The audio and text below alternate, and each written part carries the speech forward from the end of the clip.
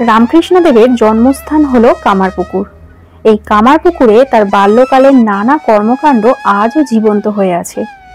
যেমন তার বাড়ি, নিজের হাতে রোপণ করা আম গাছ, তিনি কোথায় স্নান করতেন, তার পাঠশালা কোথায়, কোথায় বসে তিনি মা কালীর ছবি আঁকতেন, তার ভিক্ষা মায়েরই বা বাড়ি কোথায়, কোথায় তিনি শিব সেজে নাটক করেছিলেন। এই সমস্ত নিয়ে কামারপুকুরে ঘোরার জন্য রয়েছে 12টি স্পট। আবার শ্রী রামকৃষ্ণদেবের জন্মস্থান কামারপুকুরে এলে আমাদের সবারই ইচ্ছা থাকে এই রামকৃষ্ণ মঠে ভোগ প্রসাদ গ্রহণ করার। আরও রয়েছে কামারপুকুর থেকে মাত্র 6 কিলোমিটার দূরে শ্রীমা সারদা দেবীর জন্মভূমি জয়রামবাটি। এখানে মায়ের মন্দিরের সঙ্গে রয়েছে মায়ের পুরাতন ও নতুন বাড়ি। ছাড়াও কামারপুকুর থেকে মাত্র 2 কিলোমিটার দূরে এরে গ্রামে রয়েছে রামকৃষ্ণের পিতা ক্ষুদিরাম চট্টোপাধ্যায়ের বাড়ি, অর্থাৎ রামকৃষ্ণদেবের পৈতৃক ভিটা। এই সমস্ত কিছু ভালো করে ঘুরে দেখার জন্য কামারপুকুরে তো আপনাদের একদিন থাকতেই হবে। আর তার জন্য রামকৃষ্ণ মঠ যাত্রীনিবাসের বুকিং পদ্ধতি ও আরও কিছু হোটেলের ঠিকানা রইল এই ভিডিওতে। এছাড়াও ভোগ প্রসাদ খেতে চাইলে কোথা থেকে কুপন সংগ্রহ করতে হবে, কখন এই কুপন দেওয়া হয় এবং কুপনের মূল্য কত, এই সমস্ত যাবতীয় ইনফরমেশন পাবে আমার আজকের এই ভিডিওতে। সবাই সঙ্গে থাকুন।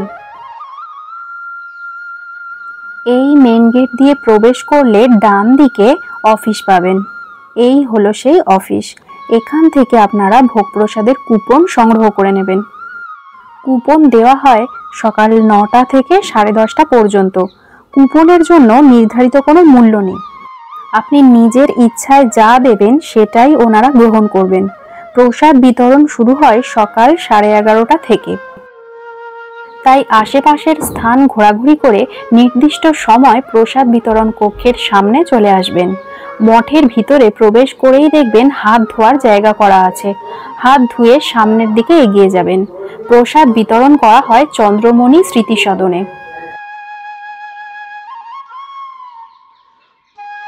প্রসাদ কক্ষে প্রবেশের জন্য পুরুষ ও মহিলাদের লাইন আলাদা আলাদা।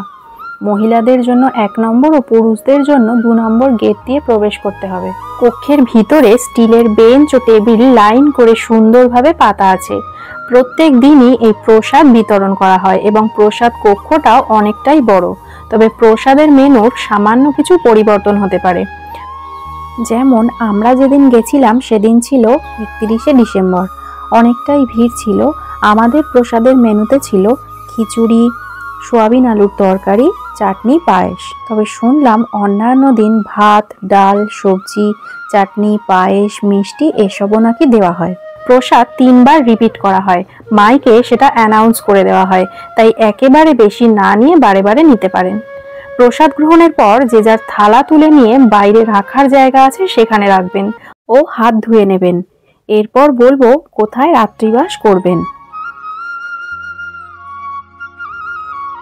কামারপুকুরে রাত্রি যাপন করার আদর্শ জায়গা হলো রামকৃষ্ণ মঠ যাত্রীনিবাস।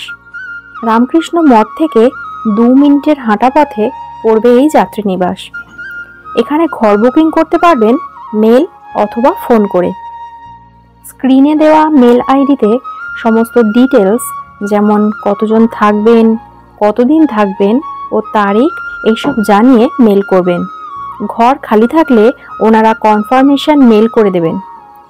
এখানে সর্বাধিক 3 দিনের জন্য রুম বুক করতে পারবেন। চেক ইন ও চেক আউটের সময় সকাল 7:30। এখানে আপনি ডবল বেড ও ডরবেটারি রুম পেয়ে যাবেন। যদি আপনারা গ্রুপে আসেন সেক্ষেত্রে একটা ডরবেটারি রুমে মহিলাদের জন্য 45টি ও পুরুষদের জন্য 40টি ঘর রয়েছে। এখানে 3 বার আহারের ব্যবস্থা রয়েছে। জলখাবার দেওয়া হয় সকাল 6:30 থেকে। দুপুরের অন্নপ্রসাদ দেওয়া হয় বেলা 11:30 থেকে। আর রাতের খাবার দেওয়া হয় রাত্রি 8:30 থেকে। সকালের জলখাবার কখনো লুচি আলুর দম, কখনো মুড়ি ঘুগনি দেওয়া হয়। দুপুরের অন্নপ্রসাদ সবাই যা অন্নপ্রসাদ গ্রহণ করে সেটাই আপনাকে দেওয়া হবে। রাত্রে ভাত, তরকারি, ডাল আর সুজির পায়েসটা কিন্তু একদম মাস্ট। যেহেতু ওটা ঠাকুর খেতে খুব ভালোবাসতেন তাই এই সুজির পায়েসটা কিন্তু রেগুলার দেওয়া হয়। সমস্ত খাবার ও ভোগ প্রসাদ দেওয়া হয় রামকৃষ্ণ মঠের প্রসাদ বিতরণ কক্ষ থেকে। শুধুমাত্র বিকেলের চা ও বিস্কুট এই যাত্রীনিবাস থেকে দেওয়া হয়। এখানে থাকার জন্য ঘরের ভাড়া নির্ধারিত কিছু নেই, তবে চেক আউট করার সময় সমস্ত কিছু বিচার বিবেচনা করে একটা ডোনেশন দিয়ে দেবেন।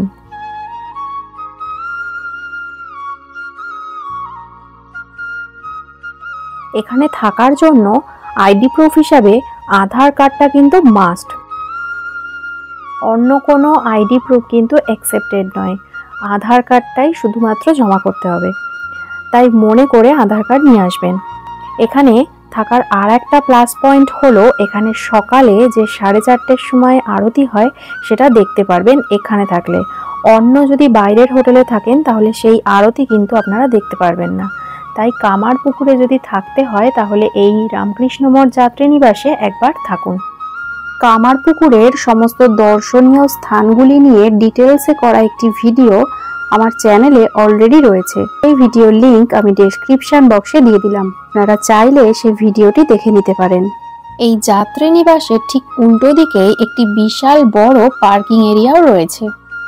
রামকৃষ্ণ মঠ যাত্রীনিবাসের বুকিং যদি না পান তাহলে রামকৃষ্ণ মঠের কাছে লাহা বাজারে অনেক হোটেল রয়েছে লজ গদাধর। এই লজে এসি নন এসি রুম পাবেন, 400 থেকে 1200 টাকার মধ্যে রুম পেয়ে যাবেন এখানে।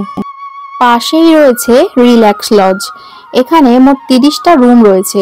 এই লজে এসি নন এসি দুরকম রুমই রয়েছে, 800 থেকে 1600 টাকায় রুম পেয়ে যাবেন।